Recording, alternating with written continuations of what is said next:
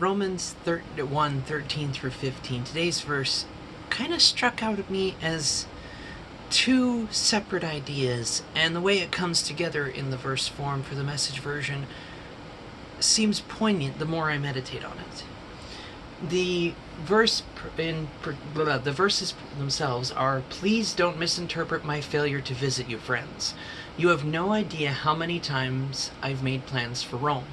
I've been determined to get some personal enjoyment out of God's work among you, as I have in so many other non-Jewish towns and communities. But something has always come up and prevented it.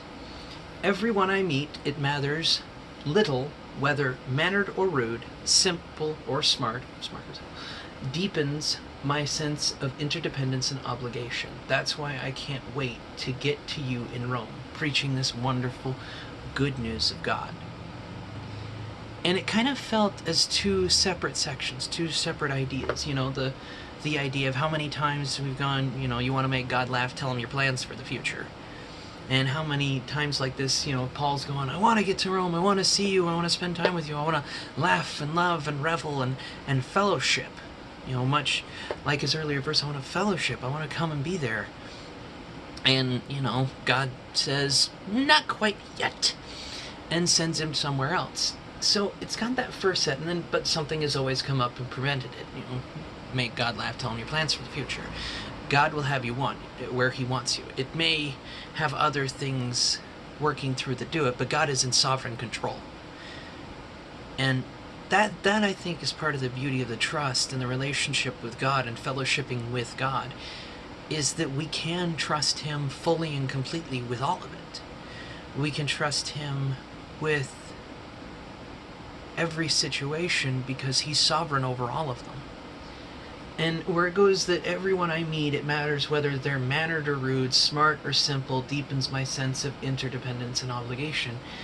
And, talking about in the earlier verse that he has something to get out of it too, it strikes me that the more he spends time with Christ, the more we spend time with Christ, the more beautiful people are, even when they're not their most beautiful, if that makes sense. Because a rude, simple person can be as much of a sharpening iron as a brilliant person who has all the kindness in the world. Both can help out a great deal. And then going the other direction, a rude, smart person versus a simple, kind person.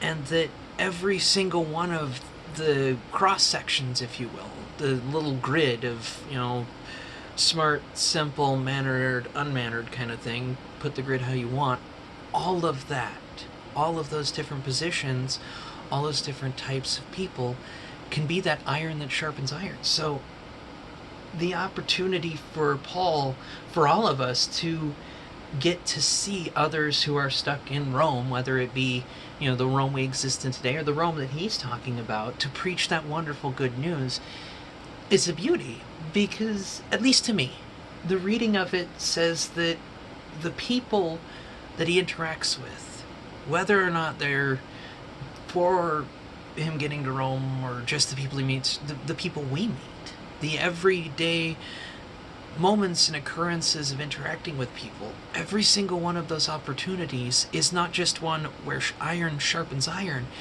it's an opportunity for sharing the word.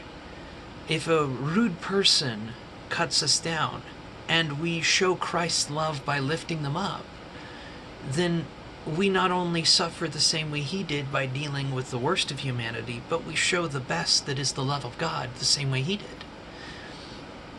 So it strikes me that the coming together in these two verses shows the beauty of not only how much we need each other, the wisdom of God's answer, Jesus' answer when he says, "What is the most important commandment? Love God, love others." And it's an opportunity to do just that. Every action is an opportunity.